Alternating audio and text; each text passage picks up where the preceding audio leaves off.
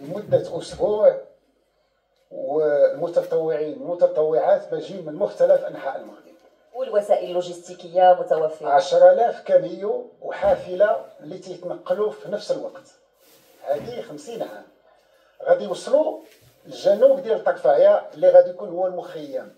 هادشي كله غادي يوصل، وكل اقليم كان عنده واحد المربع ديالو، فيه الكميات ديالو، فيه القياطن ديالو، فيه الماكله ديالو، فيه كل شيء. اذا ها بني ملال هكذا هكذا وهكذا.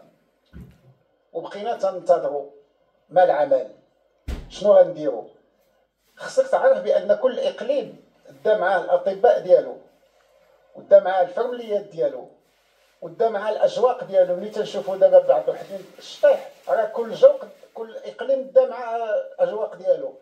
كاين اللي جاب اندلسي، وكاين اللي جاب احواش، وكل واحد شنو جاب.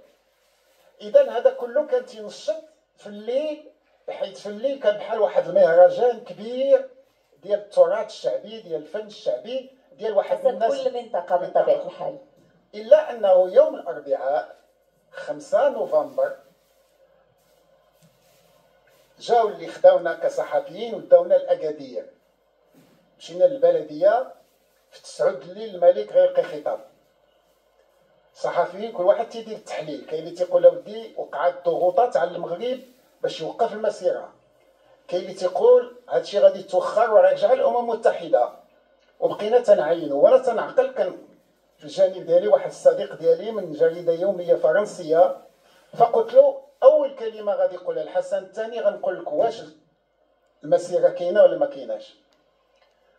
خصك تعرف بان المغرب كله كان تيشوف التلفزيون وتيسمع، كلشي كيتسنى، وكلشي تيتسنى، وكلشي كل واحد يعني عنده واحد الرغبه باش النجاح د المسيره الخضراء. هذا اللي مشات الوالده ديالو، اللي مشات اختو، اللي مشاو الدراري د الحومه، واللي مشى هو واللي مشاو اصدقائو. فملي طلع الطبله وجلس وقع واحد السكات، يعني واحد 20 ثانيه ديال السكات. زلزلات المغرب، ماشي المغرب بوحدو، العالم كله كان تينتظر لان كان خطر.